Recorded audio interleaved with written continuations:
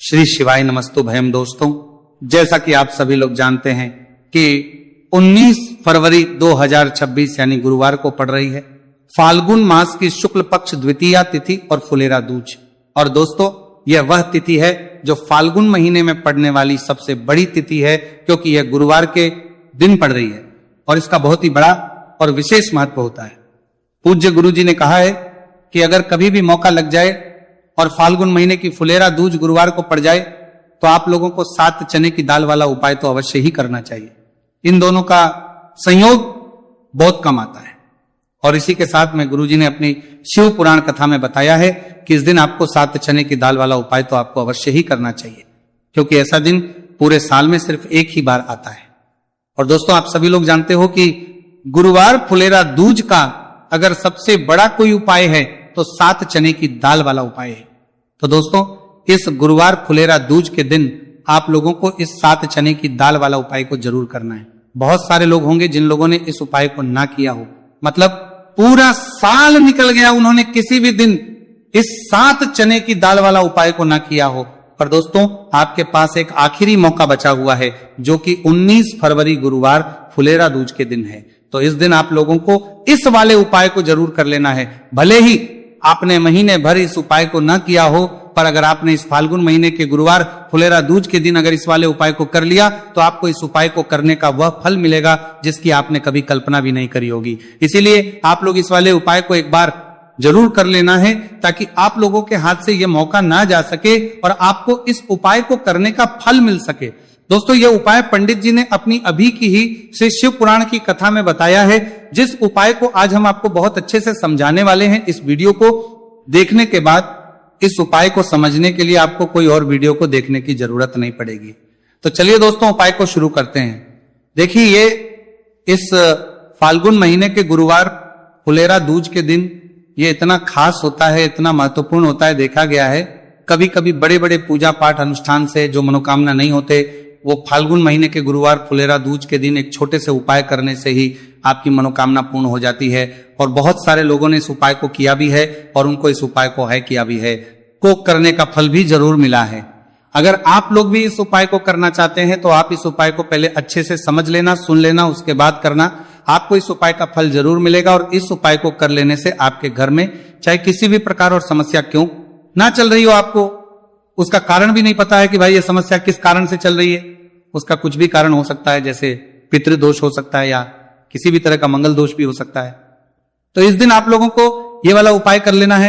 ये एक ऐसा उपाय है जिस उपाय को अगर किसी विशेष दिन पर किया जाए तो भाई उस विशेष दिन का जो है वह तो हमें मिलता ही मिलता है, पर हमने उस दिन पर इस उपाय को है तो हमें उससे भी बड़ा फल मिलता है, और फल बहुत जल्दी मिलता है, क्योंकि आप इस उपाय को बहुत ही बड़े और विशेष दिन पर कर रहे हो। तो चलिए अब उपाय के बारे में बात करते हैं, लेकिन उससे पहले आप लोगों को यह जानना आवश्यक है कि आखिर यह उपाय किस समय करना है, किसको करना है और कैसे करना है।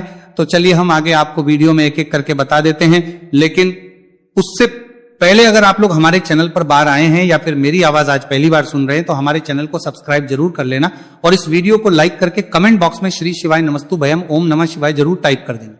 तो दोस्तों, इस 7 चने की दाल वाला उपाय को हमें इस गुरुवार फुलेरा दूज के दिन कैसे करना है, किसको करना है, किस समय करना है और कहां पर करना है, ये सारे सवालों के जवाब आपको इस वीडियो में मिल जाएंगे।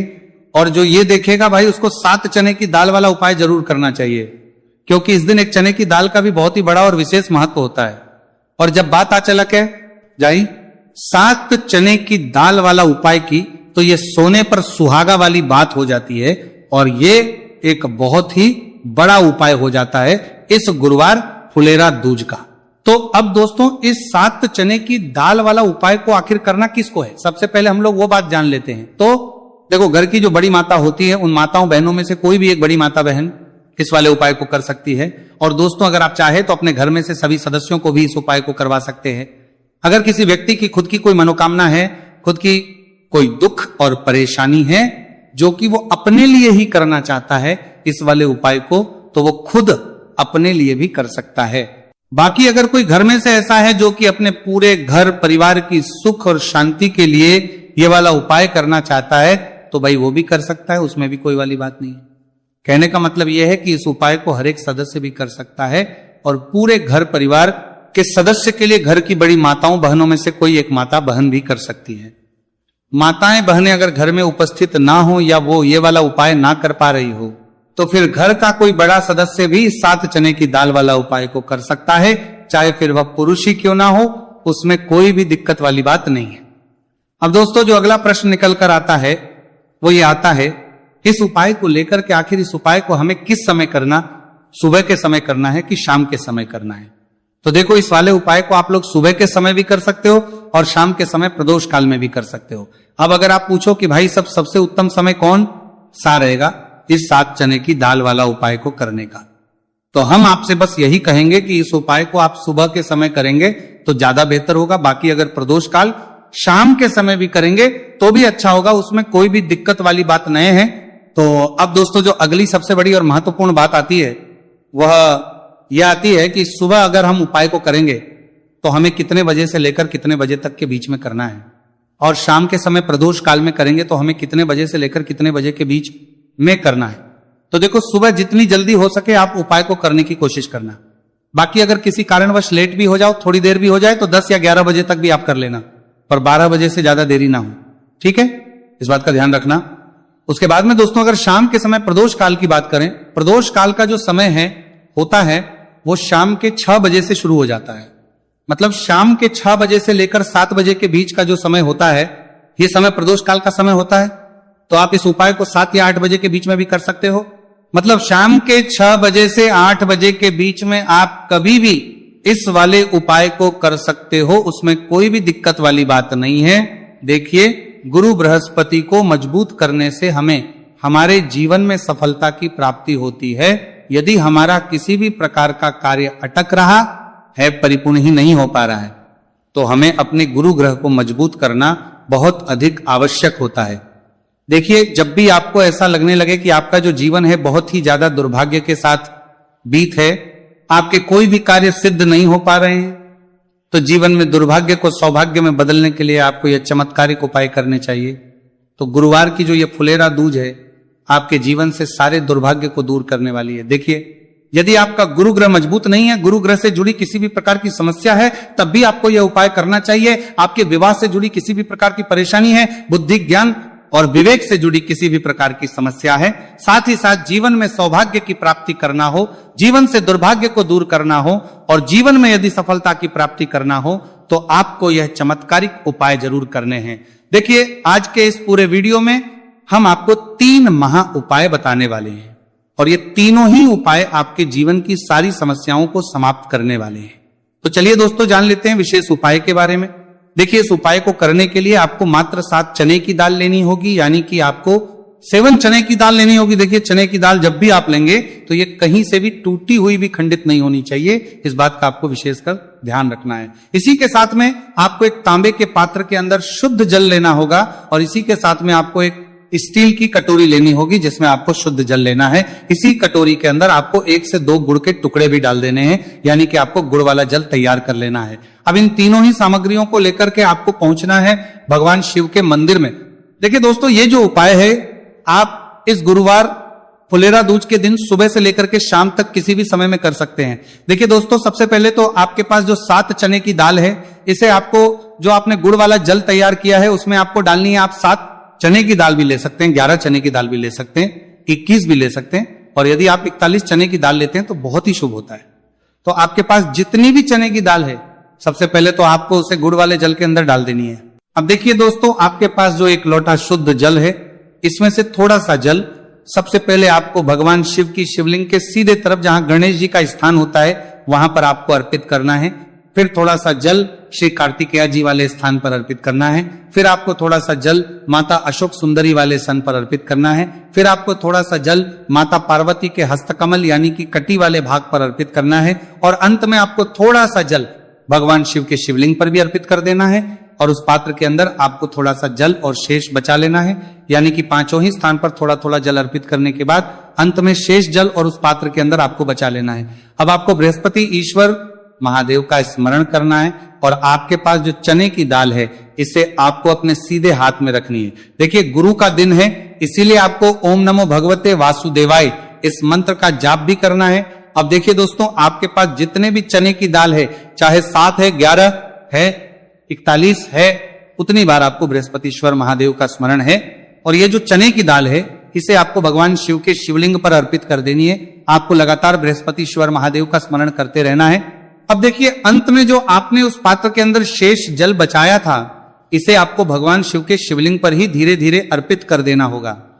श्री शिवाय नमस्तु भयम इस मंत्र का जाप करते हुए यह उपाय करने मात्र से आपका जो भाग्य है वह स्वर्ण के समान चमकने लगता है। आपके से जो भी दुर्भाग्य है वो दूर होता है। तो इस प्रकार से आपको यह उपाय कर लेना है। यह उपाय आप सुबह से लेकर के शाम तक किसी भी समय में कर सकते हैं। अब दोस्तों, हम जान लेते हैं गुरु जी द्वारा बताए गए दूसरे उपाय के बारे में। देखिए, इस उपाय को करने के लिए आपको सबसे पहले तो मात्र थोड़ा सा शुद्ध घी लेना होगा। देखिए, आपको मात्र आधा चम्मच ही शुद्ध घी लेना है और इसी के साथ में आपको एक तांबे के पात्र के अंदर आपने ही घर से शुद्ध जल लेना होगा। और इन सभी सामग्रियों को लेकर के आपको भगवान शिव के मंदिर में पहुंच जाना है। आप ये उपाय सुबह से लेकर के शाम तक किसी भी समय में कर सकते हैं। देखिए, सबसे पहले तो आपके पास जो एक लोटा शुद्ध जल है, इसे आपको धीरे धीरे शिवलिंग पर अर्पित कर देना है। श्री शिवाय नमस्तु भयम इस मंत्र का जाप करते हुए और बृहस्पतिश्वर महादेव का मन में स्मरण करते हुए। अब देखिए दोस्तों, आपके हाथ की जो अंगूठे के पास वाली उंगली होती है, तर्जनी उंगली, उसमें आपको ये शुद्ध घी लेना है और इस उंगली से आपको शिवलिंग पर जहां माता अशोक सुंदरी का स्थान होता है, वहां पर आपको इस घी से अच्छे से लेपन करना है। यानी कि माता अशक्त सुंदरी वाले स्थान पर आपको अच्छे से घी का लेपन कर देना है। और आपकी जो भी मनोकामना है, चाहे आप अपने जीवन से दुर्भाग्य को दूर करने के लिए यह उपाय कर रहे हैं, जीवन सौभाग्य की प्राप्ति के लिए आपकी कोई मनोकामना हो, विवाह के लिए आपकी किसी भी प्रकार की कामना हो, जिस भी प्रकार की आपकी कामना है उसे परिपूर्ण करने के लिए आपको कोई प्रार्थना करनी है, और इस घी का लेपन आपको माता अशोक सुंदरी वाले स्थान पर करने में जीवन देना है। अब दोस्तों, इस घी वाली उंगली को आपको कहीं भी साफ नहीं करना है, कहीं भी नहीं पहुंचना है।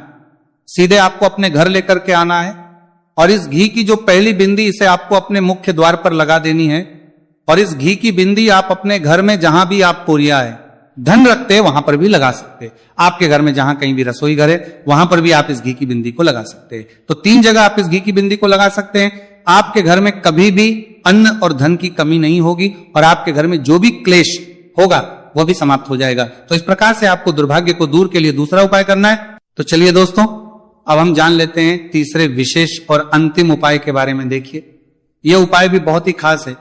विशेषकर आपके भाग्य को उदय करने के लिए यह उपाय भी बृहस्पतिश्वर महादेव का ही होने वाला है।